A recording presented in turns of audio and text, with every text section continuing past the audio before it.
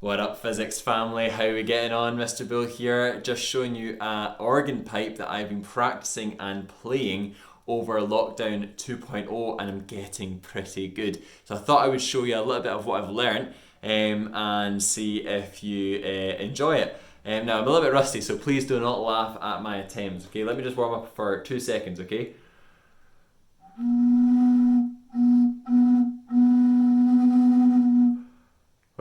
Okay, I think I'm ready. Here we go. 3, 2, 1.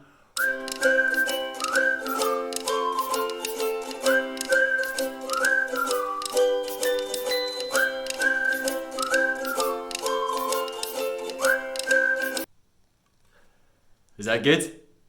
Please tell me that was good. Hope you didn't laugh. Hope it was all that you were hoping for. But pick yourself up one of these after lockdown. I'm telling you, these are fantastic. The sound you can get out of these, unbelievable. But anyway, less of music, more of physics. I'm going to be talking about the past paper questions and see how you got on with them. Look over the answers that you found difficult. I've separated it into chapters so you can go through, find the one you're needing help on, and watch that wee section, alright? National 5, 3, 2, 1, go. National 5, welcome back, and let's get stuck into Waves Part 2, past paper question answers. So we're going to be going over the questions that I set for homework. Now, can I just let you know, these questions have a lot of words in them, but do not fear questions that have lots of words in them, because they're actually fairly easy and ones that you can answer. So let's just get cracking, because there's a lot of things to say in these questions. So let's go for it. Question 1A says, a rain sensor is attached to the glass windscreen of a vehicle to automatically control the windscreen wipers. Infrared light is emitted from LEDs and is received by infrared detectors. State a suitable detector of infrared radiation for this rain sensor. Okay, so you know the drill. Infrared radiation is just a thermometer. That would get you a mark here. Okay, perfect answer. Always know it. Then B, this is where there's a lot of writing. The graph shows the number of raindrop affects the percentage of infrared light received by the infrared detectors. The percentage of infrared light received by the infrared detectors from the LEDs controls the frequency with which the windscreen wipers move back and forth. The table shows how the number of times the windscreen wipers move back and forth per minute relates to the number of raindrops. Okay, and you have a table there. At one point in the time, the infrared detectors receive 70% of the infrared radiation, or infrared light emitted from the LEDs. Show that the frequency of the windscreen wipers at this time is 0.9 Hz. A lot of question there. Okay, so how do we answer this? Well, key part. What's it asking us for? It's asking us for the frequency. So I know I'm going to be calculating out the frequency. Okay, so that's going to be F. Okay, F equals something. So now we've only got a few equations that we know of from the National 5 course that we can calculate F. Okay, so F equals something. Well, we have, I guess, F equals speed over lambda, but we don't have any speed and we don't have any lambda, so it can't be that. Now, the key thing is the table where it says number of times the windscreen wipers move back and forth per minute. Okay, so that is our N. And it says per minute, which is T. So we've actually got an equation that's going to help us find out frequency. Now, the key thing is that we know that N is going to be something. We know it's divided by 60 because that's how many seconds are in a minute, and that's how many times the windscreen wipers move back and forth in a minute. So we need to now find out N. Now, N in this table here is for low, medium, and high intensity. Now, we need to figure out that if it's 70%, and that's us going back to the other graph, if it's 70%, where does that put us? Does that put us in the low range, the medium range, or the high range? And when you look at it, you go to 70, you work yourself across, and you're bang in the middle of the medium range. So that means we're going to take 54. 54 divided by 60 is 0.9 Hertz. Okay, so we've just proved that it's 0.9 Hertz by just going through the question nice and steadily, by seeing some keywords and looking at some key equations, and then just doing a little bit of investigation work around that. Not too tricky when you actually get the hang of it. Okay, so let's look at C. Now remember, if you need to go through any of these again, just pause it and rewind. So C says, some of the infrared light is refracted when travelling from the glass windscreen into a raindrop. On the diagram, draw and label. So there's going to be lots of these ones in this question. So let's just draw this as best we can. Oh, we nailed that. And let's see, this is the tough bit. I would say that's pretty much nailed. Okay, so let's see if I can do this bit. Oh, I think I just mucked up. That's fine. You get the idea. Okay, 2 arrows there. Okay, you get the idea. It's going through and it's bending. Now let's do the normal. That's the first bit. So if I was doing the normal, 90 degrees to the surface. Okay, dotted line. 90 degrees to the surface, dotted line, that's a mark. Okay, angle of incidence. Oh, remember, angle of incidence is between the normal and the ray of light. So I'm just going to do this. I'm going to do I. And then I'm going to do this. And it's going to be a wee tight squeeze here. I'm going to put R in there. So you can see there's a wee small R in this bit here. Okay, always between the ray of light and the normal for refracted, and ray of light and the normal for the instant as well. Okay, so that's C. Now number two, state whether the wavelength of the infrared light in the raindrop is less than, equal to, or greater than the wavelength of the infrared light in the glass. Quite a tricky question. This is an A-level question. Okay, so the answer would actually be greater. The answer would actually be greater. And why? Because as you go from glass into water, the refractive index, or the density, becomes less. So actually wave speed increases. Wave speed increases. And remember, to keep F constant, remember frequency is always constant in from changing from material to material, then lambda must be greater. Okay, so it's greater because wave speed increases, and to keep F constant, lambda must be greater. Okay, because of this equation here. If it helps, V equals F lambda. If that goes up, then we also need to say that that goes up.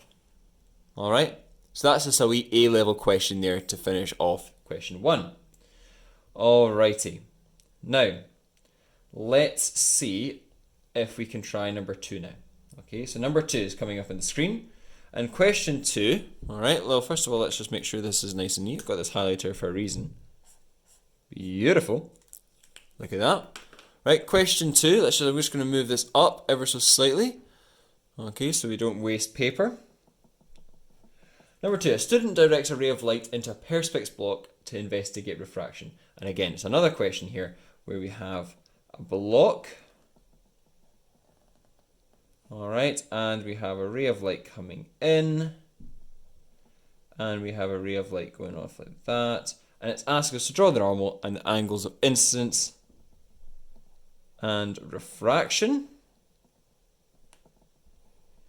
Angles of incidence and angles of refraction. So see what I've done there? Normal, incidence and refraction. A bit more clear than that one up there. Okay, so that's nice and straightforward. We should be starting to get good at those. B, the student varies with the angle of incidence and measures the corresponding angles of refraction. The results are plotted on a graph. So the graph starts to bend ever so slightly as it gets higher up the angles of incidence. But the first question says, determine the angle of the refraction when the angle of incidence is 12. I'm literally just going to be looking at 12 degrees on the angle of incidence, moving it up, and I find out that if I go to the angle of refraction, it's 8 degrees. That's just looking at a graph, going along the x-axis, finding the 12, going up, and seeing where that corresponds to on the y-axis. Okay? Now, for number 2, it's a little bit more tricky, because it starts to curve at the very top. So you're just going to have to take a pencil and just follow that curve with your pencil. Okay, just follow the curve.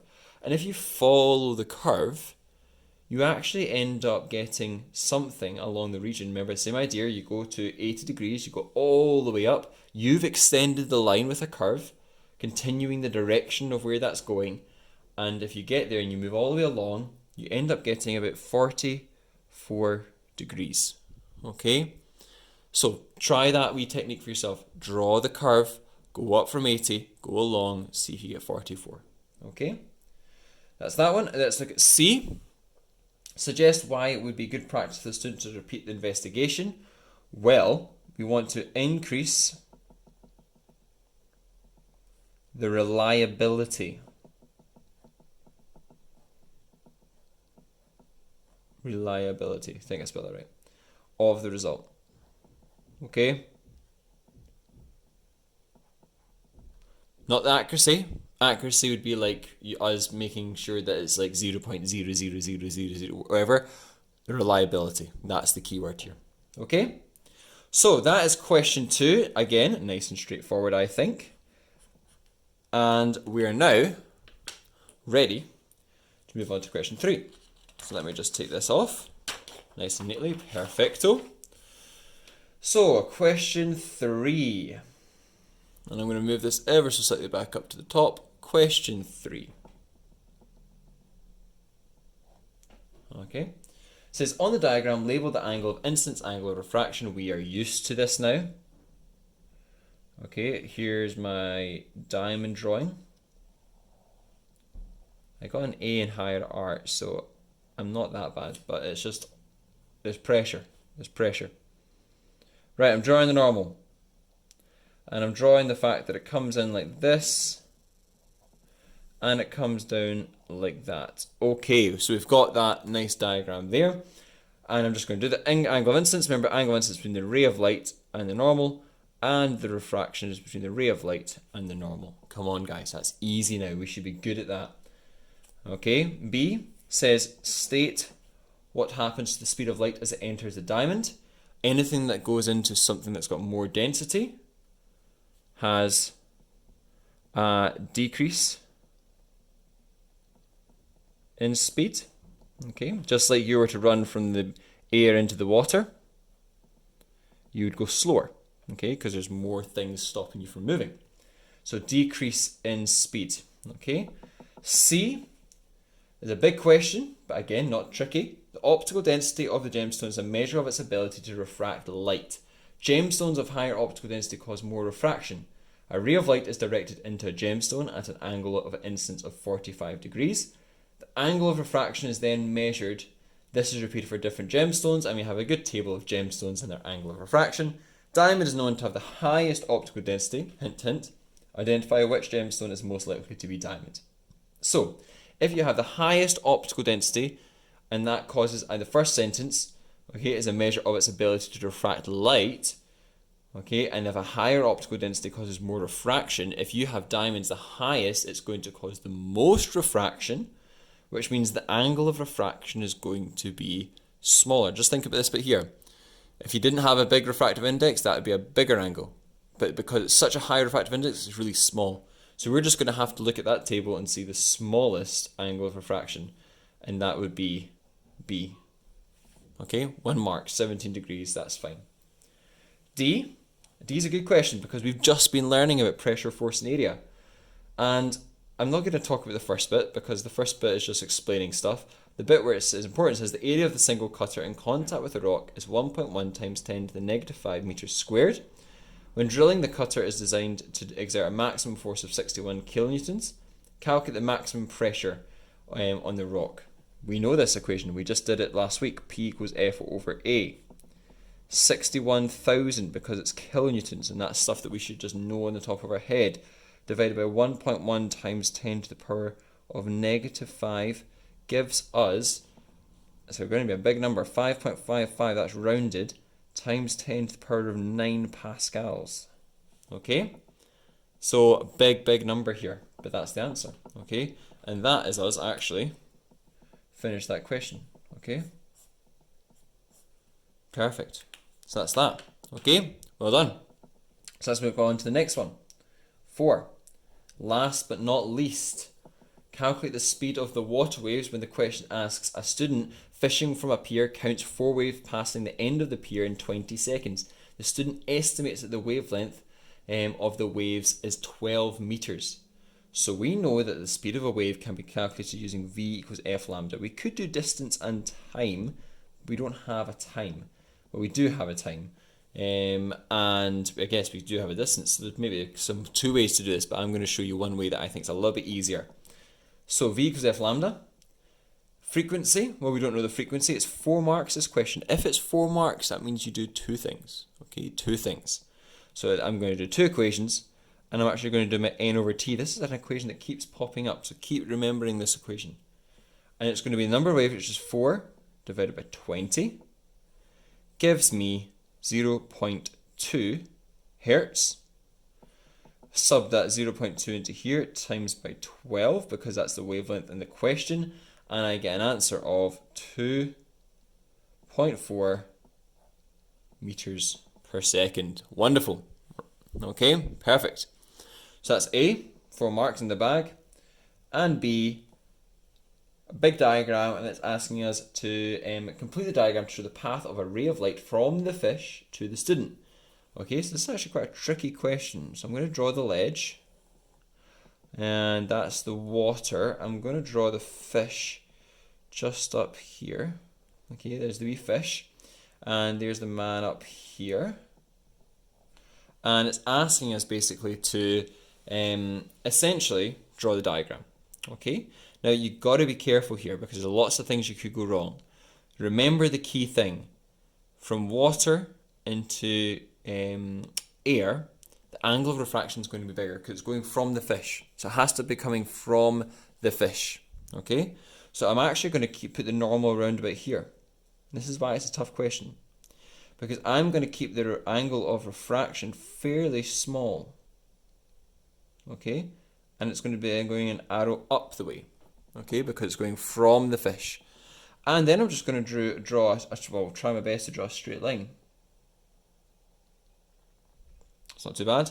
I'm going to draw an arrow from there. So can you see this? Look. Angle of incidence, angle of refraction. But the angle of incidence is much smaller than the angle of refraction because it's going from water to air. Okay? So that should be what it looks like. And that's why it's a 3-mark question, and probably at the end because it's quite a difficult question, this one. Alright, you would get wrong if you went like from here and went like that. That's not right physics. This is the correct way. Okay? So, that's us gone through all of those questions. I hope that makes a little bit more sense, National 5, and you can kind of pause and go through this. Can't not go through without getting that green highlighter on though, come on.